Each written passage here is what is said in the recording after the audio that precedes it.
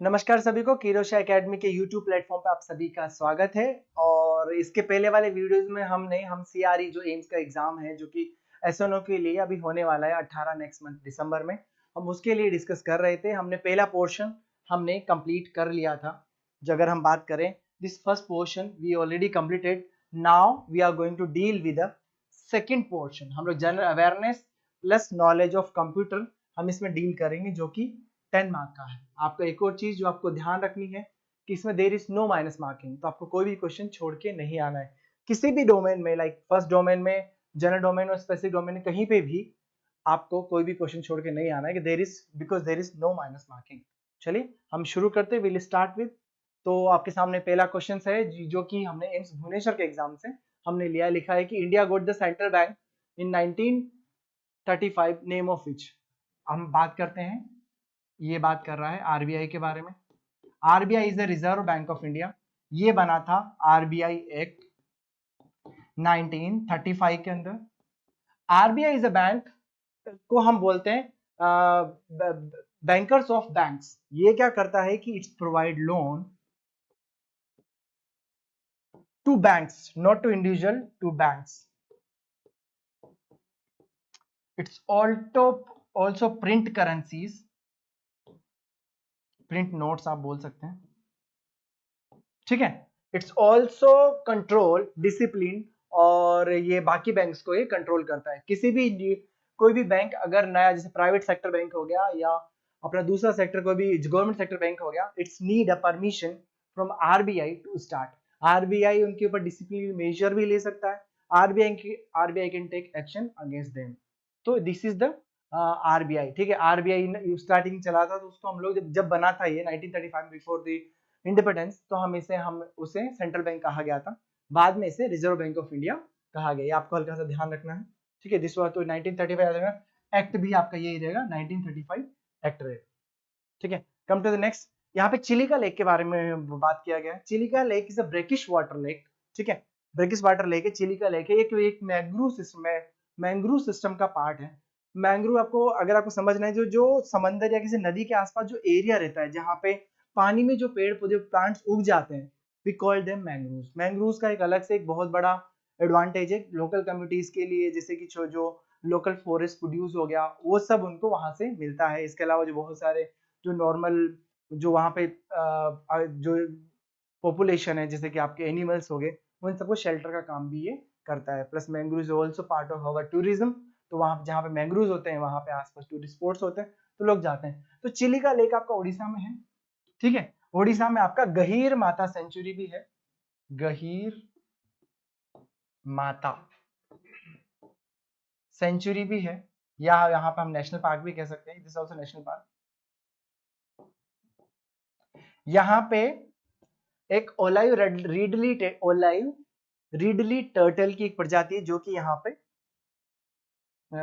पे हर बार breeding season में आती है और यहाँ पे आके ब्रीड करती है। तो वो जो एरिया है वो कोर एरिया में आता है, वहां पे वो अलाउड नहीं होता। तो आप याद रखना है ओडिशा, ओडिशा का कैपिटल भुवनेश्वर है। गुजरात का आपको गांधीनगर ध्यान रखना है। महाराष्ट्र का मुंबई रहेगा। पंजाब का चंडीगढ़ है, चंडीगढ़ ऑल्सो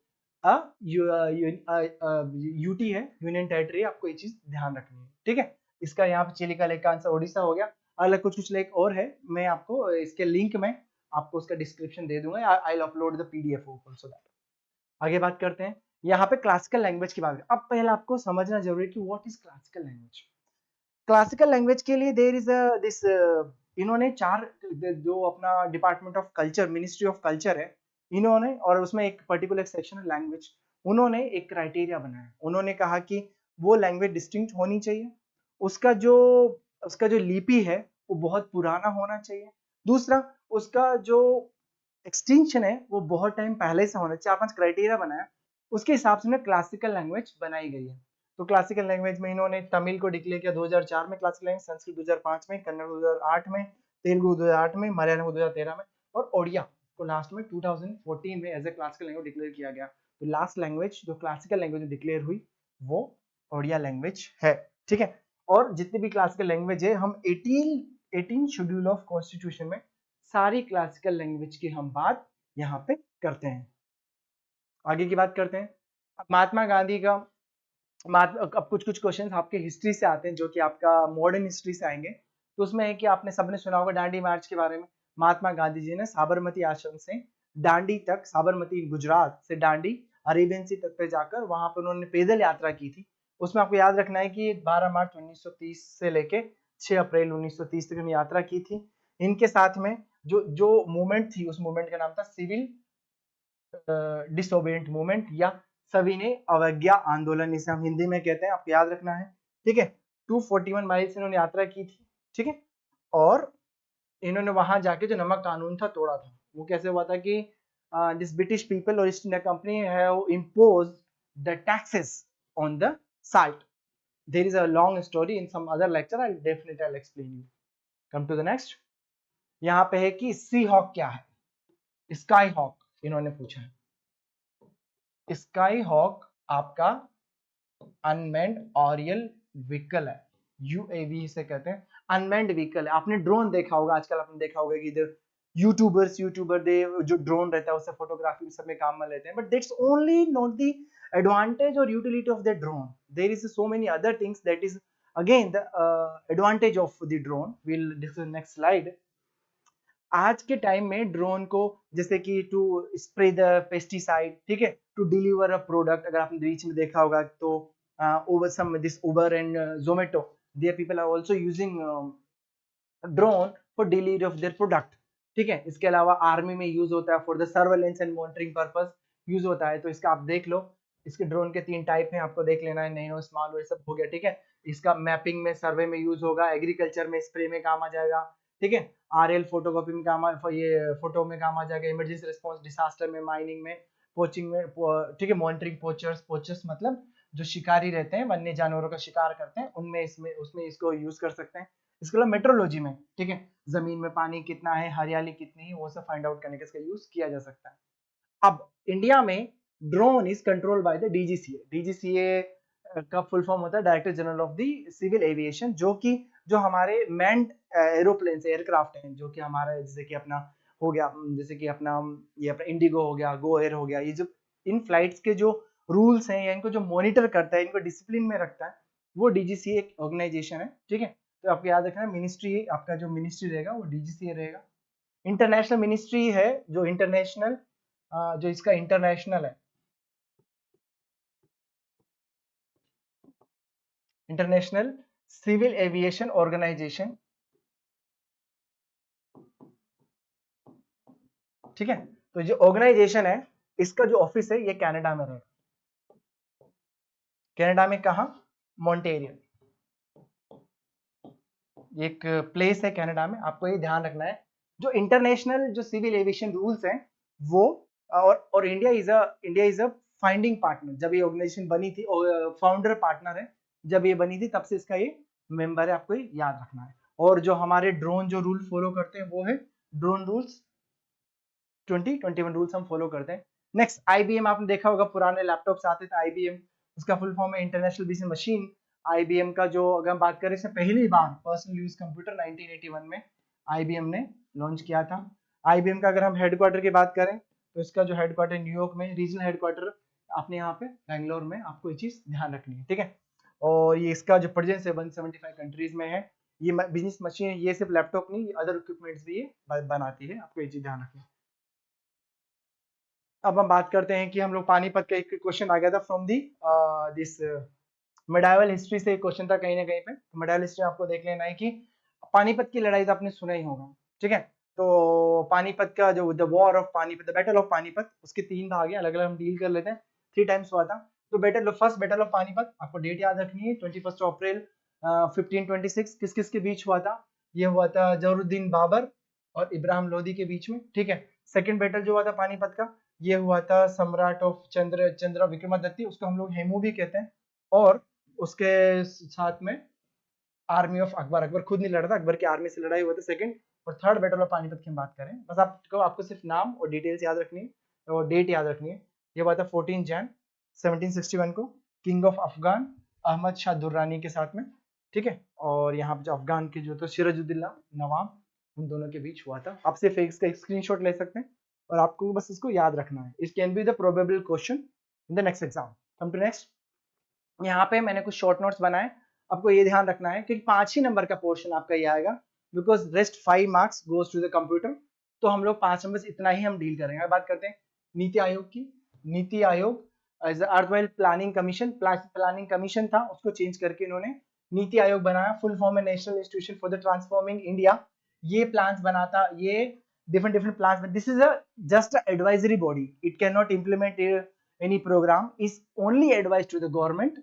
और हम कह सकते this is the organisation of like minded peoples, और बहुत सारे एक्सपर्टीज का एक ग्रुप है जो कि आपस में डिस्कस करते हैं और प्लान बनाते हैं। ठीक है, ये अपने आप में एडवाइजरी बॉडी है, it can not, it can only recommend something, but वो भी ऑब्लिगेटरी नेचर नहीं है, मतलब उसने बोला तो करना ही पड़ेगा, ऐसा जरूरी नहीं। आगे की बात करते हैं, इसका चेयरपर्सन इसका प्राइम मिनिस्टर रहता है।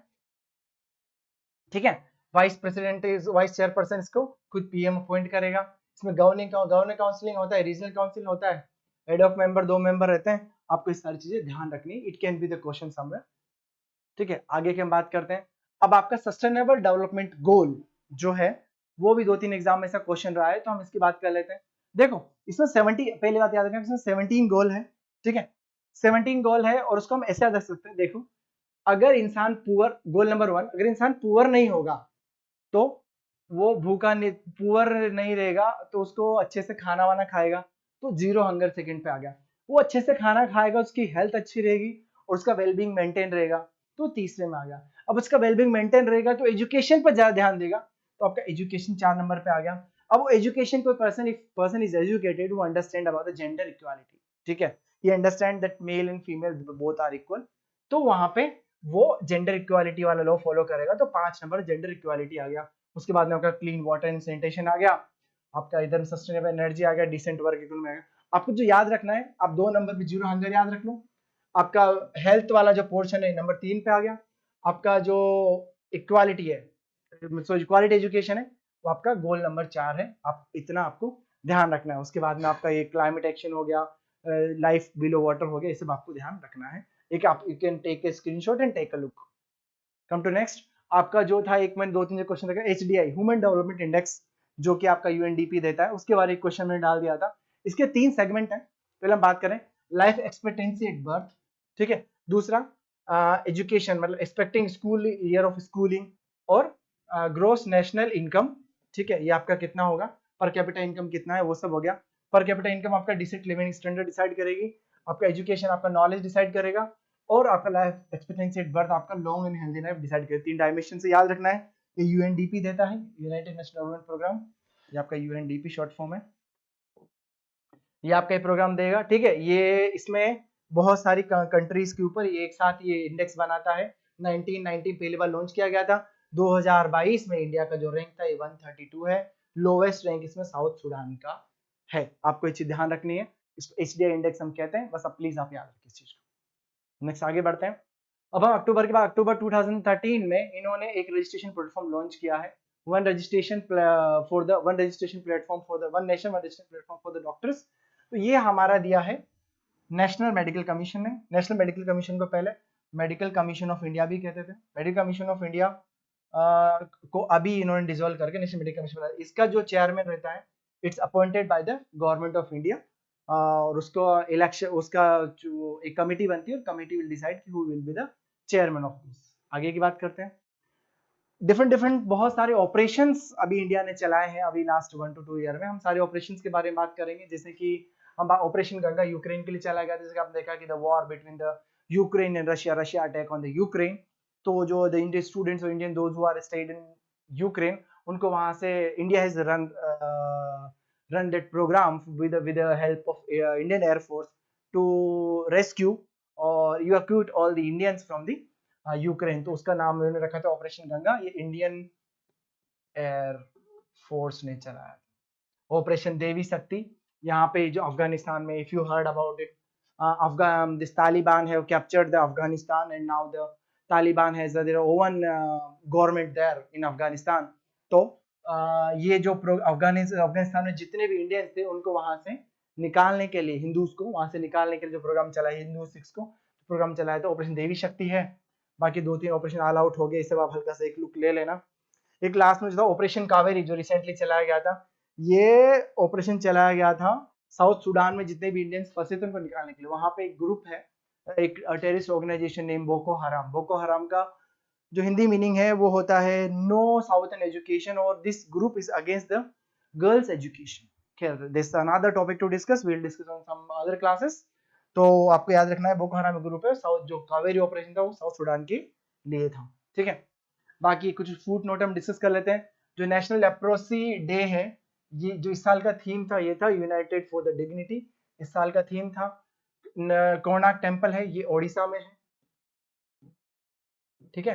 ये ओडिशा में आपका कोणार्क टेम्पल है, और ये नरसिंह देव वन ने बनाया था, इसे ब्लैक पगोड़ा भी हम कहते हैं, ठीक है। पीएमएसएसवाई में अपने सारे एम्स बने हैं। अगर आप नोटिस करेंगे भी एम्स का भी अलग स्टेट में अलग अलग एम्स खुल गया, कुछ स्टेट में दो दो एम्स भी हैं। तो आपको एम्स कहाँ कहाँ है आपको ध्यान रखना है, ठीक है। थोड़ा एक आइडिया आपको जनरली होना चाहिए। जैसे कि हम बात करें अपने हिमाचल की बात करें तो बिलासपुर हो गया, थोड़ा आप मैप में नीचे आ जाए ऋषिकेश हो गया उत्तराखंड में, अब बगल में जोधपुर हो गया राजस्थान में, बगल में दिल्ली हो गया। उसके बाद में आप उधर आप इधर से यूपी में आपका गोरखपुर हो गया, पंजाब में आपका बठिंडा हो गया, उधर में आपका इधर थोड़ा नीचे आ जाएंगे नक्शे में तो भुवनेश्वर हो गया उड़ीसा में, छत्तीसगढ़ में रायपुर एम्स हो गया, ठीक है। उसके बाद में भोपाल, इसमें मध्य प्रदेश में भोपाल एम्स हो गया। उसके बाद में बीबी नगर नीचे एम्स है। इसके अलावा आपका अलग अलग एम्स है, तो वो सारे आपके एम्स के जनरल का आइडिया ले लेना कहाँ कहाँ कौन कौन से एम्स है, तो आइडिया। पीएमएसएसवाई में ये चलाया गया है, दो मोटोज है, education, medical education and health, ठीक है। ये आपको ध्यान रखना है। अभी 22 एम्स ऑलरेडी अनाउंस हो चुके हैं। This is the latest data which I copy from the MOHFW websites, this is the latest data which is they have published. Come to the next.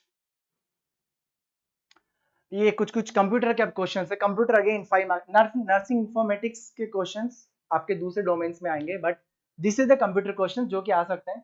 आप एक जैसे कि आप कुछ कुछ आइडिया ले लो, आप चार्ल्स बेबेज कंप्यूटर साइंस के फादर कहलाते हैं, ठीक है। इसके अलावा साइंटिफिक नेम ऑफ कंप्यूटर है सिलिकोस्पेसिस का नाम है, फोर्ट्रान हो गया, फॉर्मूला ट्रांसलेशन सिस्टम है। ईपीरोम का फुल फॉर्म है electronic erasable programmable read only memory, EPROM आपको याद रखना है। प्लस एक और चीज जो शायद मैंने इसे मेंशन नहीं की होगी, प्लीज आप एक बार टोपोलॉजी जरूर देख लेना। इसमें आपका स्टार टोपोलॉजी हो गया, रिंग टोपोलॉजी हो गया। Topology means how a computers connect with other computers और सर्वर। इसमें अलग अलग टोपोलॉजी, प्लीज एक बार देख लेना, there may be a probable question there, ठीक है। आगे बात करते हैं। MICR stand for the magnetic ink recognition, please take a screenshot of this. Come to the next portion. Again first electronic computer ENIAC हो गया, ठीक है। डोसकॉम डिस्क ऑपरेटिंग सिस्टम कहते हैं, ठीक है। बाकी छोटे छोटे क्वेश्चन है, प्लीज एक बार डील कर लीजिएगा। इनमें से आई एम एक्सपेक्टिंग कि इनमें से आपके सारे क्वेश्चन प्रोबेबली मैच हो जाएं। नाउ लास्ट आपका कोबोल जो लैंग्वेज हो गया वो सब हो गया, मैन का मेट्रोपोलिटन एरिया नेटवर्क कहते हैं। दिस इज 100 क्वेश्चंस जो कि आपके मैक्सिमम आपके कंप्यूटर के पोर्शन को कवर कर लेंगे। Please take a look and take a screenshot of this. Come to next. इसमें कुछ कुछ चीजें और हो गई, अलग अलग फॉर्मेट है। एक और चीज आपको ध्यान देने की है, जो आपका मल्टीपल कमांड्स है, ठीक है। कंप्यूटर कमांड जैसे कि आपका कंट्रोल प्लस V हो गया, मतलब ये पेस्ट में आएगा, कंट्रोल प्लस C हो गया, कंट्रोल प्लस X हो गया, अल्टर F4 हो गया। ये सारे कमांड्स का एक जनरलाइज आइडिया ले लेना, जैसे कि how you shut down the computer with alter plus F4 you can shut down the computer. Okay, so there is further more commands are there, please एक बार इनको आप देख लीजिएगा। That's more than sufficient because 5 he questions में आने वाले हैं। लेन को हम लोकल एरिया नेटवर्क कहते हैं, DMA को हम लोग डायरेक्ट मेमोरी एक्सेस हम कहेंगे। आगे की बात कर लेते हैं, ठीक है। तो यहाँ पे अलग अलग बाकी चीजें भी हैं। DVD को हम डिजिटल ऑप्टिक डिस्क कहेंगे, और डिजिटल वर्सेटाइल डिस्क हम इसको बोलते हैं। DVD मतलब डिजिटल वर्सेटाइल डिस्क हम कहेंगे, ओके। और ये कुछ क्वेश्चन आप देख लीजिएगा। कुछ और बात हम कर लेते हैं लास्ट में बिफोर जाने के पहले। कंप्यूटर में जो CPU होता है, CPU central processing memory, divided in 3 और 4 पार्ट। उसमें आपका सप्लाई यूनिट हो गया, उसको हम SMPS कहते हैं, स्विच पावर्ड सप्लाई उसमें रहेगा। इसके बाद ALU होता है जो कि CPU का पार्ट है, उसको हम बोलते हैं अर्थोलॉजिकल मेडिकल यूनिट, जो कि मैथमेटिकल कैलकुलेशंस में काम आता है। Motherboard is an main part of the computer, ठीक है। उसी में आपका प्रोसेसर रहेगा, उसको हम ये सारी चीजें कंट्रोल यूनिट में आपका आता है। कुछ और चीज नोट डाउन करने की आपको, जैसे कि आपके इनपुट डिवाइस, आउटपुट डिवाइस, कुछ ऐसी भी कोई चीज जिससे हम कंप्यूटर को कमांड देते हैं, it came under the input device. जैसे कि आप कीबोर्ड से कमांड देते हैं तो कंप्यूटर एक्सेप्ट करता है, तो वो आपका इनपुट डिवाइस में हो गया। आपका माउस इनपुट डिवाइस में हो गया, स्कैनर आपका इनपुट डिवाइस में आएगा। If you come with output device, आपका जो वीडीयू, विजुअल डिस्प्ले यूनिट, मतलब आपका मॉनिटर, ये कहीं ना कहीं पे आपका आउटपुट में आएगा। प्रिंटर आपके आउटपुट यूनिट में आएगा। वो सारी बातें आपको कहीं ना कहीं पे ध्यान रखनी है, ठीक है। कंप्यूटर के बारे में बस इतना इन्फॉर्मेशन आपको मोर देन सफिशिएंट है, क्योंकि आपका इंफॉर्मेटिक्स आपके सेकंड डोमेन में कवर होगा, ठीक है। तो you can take screenshot of this. Hope मैंने आपको सारी चीज एक्सप्लेन करी हो। If you have any question, please feel free to ask. You can call the Kirosha Academy mobile number, which is mentioned here. You can also have, and you can drop your queries in the comment section. We will try to solve that query as soon as possible. Baki, good luck for the exam. Wish you all the best. Thank you so much.